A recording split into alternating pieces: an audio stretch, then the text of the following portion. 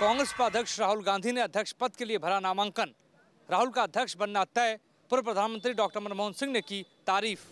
कांग्रेस अध्यक्ष पद के लिए हो रहे चुनाव में राहुल गांधी ने नॉमिनेशन फाइल कर दिया है। वरिष्ठ नेता कमलनाथ, शीला दीक्षित, मोतीलाल वोरा, तरुण गोगोई राहुल नाम के प्रस्तावक बने। इस मौके पर पूर्व प्रधानमंत्री डॉक्टर मनमोहन सिंह के साथ अहमद पटेल, मल्लिकार्जुन खड़गे, डॉक्टर करण सिंह सहित तमाम नेता मौजूद रहे। इस नामांकन प्रक्रिया में राहुल गांधी ने अकेले नामांकन किया है। इससे साफ हो गया है कि राहुल गांधी ही पार्टी के अध्यक्ष बनेंगे। कल 5 दिसंबर को इसकी स्क्रूटनी होगी। सबसे पहले राहुल गांधी ने पूर्व राष्ट्रपति प्रणब मुखर्जी से आशीर्वाद लिया। उसके बाद उन्होंने अपनी मां सोनिया गांधी के साथ करीब 1 घंटे तक बैठक की। नॉमिनेशन के बाद पूर्व प्रधानमंत्री डॉक्टर मनमोहन सिंह ने कहा, 19 साल तक सोनिया गांधी ने कांग्रेस को लीड किया। राहुल गांधी कांग्रेस के चहेते हैं। अब उनकी अगुवाई में पार्टी महान परंपरा को आगे बढ़ाएगी। राहुल गांधी के नॉमिनेशन के मौके पर कांग्रेस मुख्यालय के भीतर और बाहर लोग नारे लगा रहे थे, राहुल तुम आगे बढ़ो, हम तुम्हारे साथ। पंडित नेहरू, इंदिरा, राजीव और सोनिया गांधी के बाद राहुल गांधी का युग शुरू होने जा रहा है। राहुल गांधी पार्टी के मुखिया तो बनने जा रहे हैं, लेकिन कई सारी चुनौतियां भी होंगी, जैसे नए और पुराने नेताओं को एक साथ लेकर पार्टी की जमीन को मजबूत करना। वीडियो जर्नलिस्ट राकेश रावत के साथ मोहित राज दुबे, जनरेशन दिल्ली। राहुल गांधी के नामांकन को लेकर भारतीय जनता पार्टी और कांग्रेस के बीच मचा सियासी घमासान। बीजेपी का आरोप, राहुल गांधी को अध्यक्ष बनाना वंशवाद को बढ़ावा देना। एक के बाद एक बीजेपी के बड़े नेताओं ने राहुल गांधी पर सवालों की बौछार कर दी। राहुल के बचाव में कांग्रेस के दिग्गज नेता मैदान में उतरे। कांग्रेस के मीडिया प्रभारी रणदीप सुरजेवाला ने कहा कि पीएम मोदी बौखला गए हैं। मोदी को उठते बैठते सोते जागते राहुल गांधी याद आते हैं और यही मोदी का गुजरात मॉडल है। प्रधानमंत्री नरेंद्र मोदी ने भी राहुल गांधी पर तंज कसा और कहा कि कांग्रेस के वरिष्ठ नेता खुद मानते हैं कि कांग्रेस पार्टी नहीं बल्कि कुनबा है। औरंगजेब राज उनको मुबारक हो। राहुल गांधी पर आक्रामक रुख अख्तियार कर भारतीय जनता पार्टी ने अपने इरादे जता दिए हैं। आने वाले दिनों में भी राहुल गांधी को घेरने के लिए बीजेपी कोई मौका अपने हाथ से जाने नहीं देगी।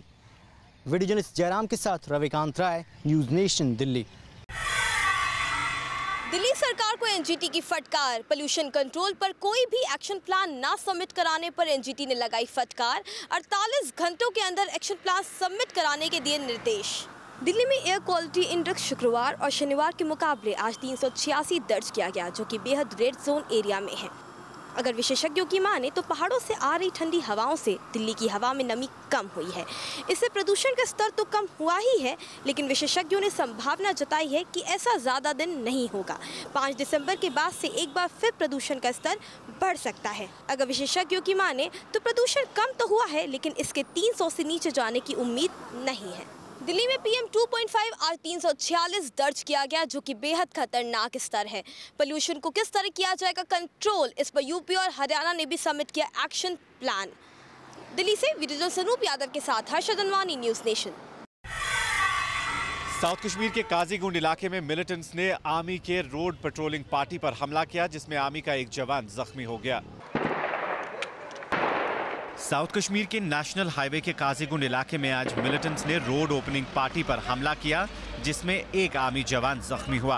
बाद में इलाके में सर्च ऑपरेशन शुरू किया गया, जिसमें मिलिटेंट्स के साथ कांटेक्ट एस्टैब्लिश हुआ और अभी भी ये इनकाउंटर दोनों तरफ से जारी है। वहीं सिक्योरिटी फोर्सेस पूरी कोशिश कर रहे हैं कि ये इनकाउंटर जल्द से जल्द खत्म किया जाए। वीडियो जर्नलिस्ट मोहम्मद यूनिस के साथ इदरीस लोन, न्यूज़ नेशन, श्रीनगर। हुनसुर में हनुमान जयंती समारोह के दौरान हुई हिंसा को लेकर कर्नाटक में बीजेपी कांग्रेस फिर आमने सामने। रविवार को मैसूरू के हुनसुर तालुक में हनुमान जयंती समारोह के दौरान बीजेपी सांसद प्रताप सिम्हा की पुलिस के साथ की गई बदसलूकी के खिलाफ आज बेंगलुरु में कांग्रेस कार्यकर्ताओं ने किया विरोध प्रदर्शन। प्रताप सिम्हा को हुनसुर में पुलिस हिरासत में लिए जाने के खिलाफ बीजेपी युवा मोर्चा के कार्यकर्ताओं ने भी बेंगलुरु में विरोध प्रदर्शन किया और मैसूरू के एसपी के खिलाफ कार्रवाई की मांग की। दरअसल रविवार को हुनसुर में हनुमान जयंती शोभा यात्रा के दौरान सांसद प्रताप सिम्हा और उनके कुछ समर्थकों ने जबरन पुलिस बैरिकेड तोड़ने की कोशिश की थी, जिसके बाद पुलिस ने प्रताप सिम्हा को हिरासत में लिया था। विधानसभा चुनाव नजदीक है, लिहाजा दोनों पार्टियां इस मुद्दे को लेकर राजनीतिक फायदा उठाने की कोशिश करेंगी। वीडियो जर्नलिस्ट मधु के साथ मुश्ताक, न्यूज़ नेशन, बेंगलुरु। खुद को लश्कर और हाफिज सईद का सबसे बड़ा समर्थक बता चुके पाकिस्तान के पूर्व राष्ट्रपति परवेज मुशर्रफ ने अब कहा है कि वो अगले साल होने वाले आम चुनाव में 26/11 हमलों के मास्टरमाइंड हाफिज सईद के साथ गठबंधन को तैयार है। मुशर्रफ ने पाकिस्तानी चैनल के साथ बातचीत में हाफिज सईद के साथ गठबंधन का सवाल पूछे जाने पर कहा कि अभी तक उन लोगों के साथ कोई बात नहीं हुई है, लेकिन अगर वे गठबंधन का हिस्सा बनना चाहेंगे तो मैं उनका स्वागत करूंगा। परवेज मुशर्रफ ने पिछले महीने एक बड़े गठबंधन की घोषणा की थी, जिसमें सुन्नी तहरीक, मजलिस-ए-वहादुल मुस्लिमीन, पाकिस्तानी अवामी तहरीक और मुशर्रफ की अपनी ऑल पाकिस्तानी मुस्लिम लीग समेत करीब 2 दर्जन पार्टियां शामिल हैं। हालांकि इस गठबंधन के अगले ही दिन कुछ बड़ी सहयोगी पार्टियों ने खुद को इससे अलग कर लिया था। वहीं दूसरी ओर अंतर्राष्ट्रीय स्तर पर आतंकी घोषित हो चुके हाफिज सईद ने बीते शनिवार को घोषणा की थी कि वो साल 2018 में होने वाले आम चुनाव को लड़ेगा। सईद ने घोषणा नजरबंदी से रिहाई के कुछ ही दिन बाद की है। हालांकि अभी तक उसने ये नहीं बताया कि वो कहां से चुनाव लड़ेगा। जमात उद दावा ने इसी साल अगस्त में मिली मुस्लिम लीग नाम की राजनीतिक पार्टी का गठन किया था। मुंबई हमलों में हाफिज सईद की भूमिका के चलते अमेरिका ने साल 2008 में उसे आतंकवादी घोषित किया था। इतना ही नहीं, उस पर $1 करोड़ का इनाम भी रखा हुआ है। वीडियो जर्नलिस्ट नवीन चौहान के साथ Arvind Singh, news nation. NIA की जांच में यह दावा किया गया है कि हादिया उर्फ अखिला का कथित पति शफीन आतंकी संगठन ISIS के संपर्क में था।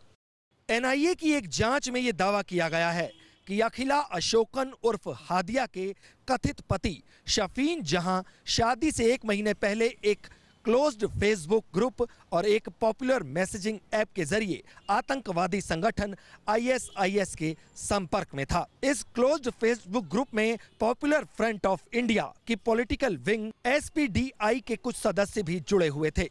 जांच में यह भी दावा किया गया है कि उमर अल हिंदी मामले में गिरफ्तार किए गए मनसीद और पी साफवान भी इस ग्रुप में शामिल थे। हादिया मामले की जांच में जुटी एनआईए लगातार इस मसले को लेकर नित्य नए खुलासे कर रही है और अब हादिया उर्फ अखिला के कथित पति का आतंकी कनेक्शन भी सामने आ रहा है, जिसका दावा एनआईए कर रही है। वीडियो जर्नलिस्ट अतुल राज के साथ सूरज अरोड़ा, न्यूज़ नेशन, दिल्ली। केंद्रीय रक्षा मंत्री निर्मला सीतारमन ने लापता मछुआरों के परिजनों से कहा कि राहत कार्य जारी है और जल्दी मछुआरे घर लौटेंगे। रक्षा मंत्री निर्मला सीतारमन ने ओखी प्रभावित क्षेत्रों का जायजा लिया। उन्होंने कहा कि 356 मछुआरों को बचाया गया है, इसमें 71 तमिलनाडु के हैं। रक्षा मंत्री ने कहा कि मछुआरों को तलाशने और बचाने कोस्ट गार्ड, नेवी और एयरफोर्स मिलकर काम कर रही है। उन्होंने कहा कि हर एक सर्च टीम के साथ एक स्थानीय मछुआरा भी जाएगा ताकि ढूंढने में आसानी हो। कन्याकुमारी के मछुआरे गांव के लोगों ने रक्षा मंत्री से मिलकर कहा कि करीब 2000 मछुआरे अभी भी लापता हैं और उन्हें ढूंढने का आग्रह किया। भले ही केंद्र सरकार और राज्य सरकार तेजी के साथ राहत कार्य कर रहे हैं, मगर अभी भी दक्षिण तटीय इलाकों में इस काम से असंतुष्टि है। वीडियो जर्नलिस्ट पार्थ साथी के साथ श्री प्रपंच, न्यूज़ नेशन, चेन्नई। भारत के सरकारी बैंकों ने वित्तीय वर्ष 2017-2018 के पहले छमाही में 55,356 करोड़ रुपए के लोन को राइट ऑफ कर दिया। आरटीआई से मिली जानकारी के मुताबिक पिछले 10 साल के आंकड़ों को देखा जाए तो पता चलता है कि सरकारी बैंकों ने लगभग 3,60,000 करोड़ की राशि को अब तक ठंडे बस्ते में डाल दिया है। जिन कर्जदारों के कर्ज को सरकारी बैंकों द्वारा राइट ऑफ किया गया है, उनमें कई नामचीन कॉरपोरेट घराने, फर्म और बड़े बिजनेसमैन शामिल हैं। हालांकि आरबीआई की माने तो राइट ऑफ करने के बाद भी बैंक अपने कर्जे की वसूली करती रहती है, लेकिन दूसरी तरफ एक्सपर्ट की माने तो राइट ऑफ करने की प्रक्रिया 5 या 10 साल में एक बार होनी चाहिए। वीडियो जर्नलिस्ट राजेश मालकर के साथ पंकज मिश्रा, न्यूज़ नेशन, मुंबई। पश्चिम बंगाल के पश्चिम बर्धमान जिले में स्थित एक पुलिस स्टेशन में एक पुलिस अफसर नाच रहे थे और यही वीडियो अब वायरल हो गया है। सोशल नेटवर्किंग साइट में इस वीडियो की कड़ी आलोचना की जा रही है। असिस्टेंट सब इंस्पेक्टर कृष्ण साधन मंडल अपने ट्रांसफर की खुशी में पुलिस स्टेशन में नाच रहे थे। हीरापुर पुलिस स्टेशन में ये उनका आखिरी दिन था। बॉलीवुड के गाने पर उनके नाच को देखकर उनके कलीग भी बेहद खुश हुए। लेकिन जब ये वीडियो वायरल हुआ तब सवाल उठे कि आखिरकार ड्यूटी के वक्त पॉकेट में अपना सर्विस रिवॉल्वर लेकर कोई पुलिस वाला कैसे इस तरह से नाच सकता है। इस वीडियो को देखने के बाद इलाके के एसपी ने घटना की जांच के आदेश दिए हैं। वीडियो जर्नलिस्ट सुमित सरकार के साथ कोलकाता से देवयानी चौबे, न्यूज नेशन।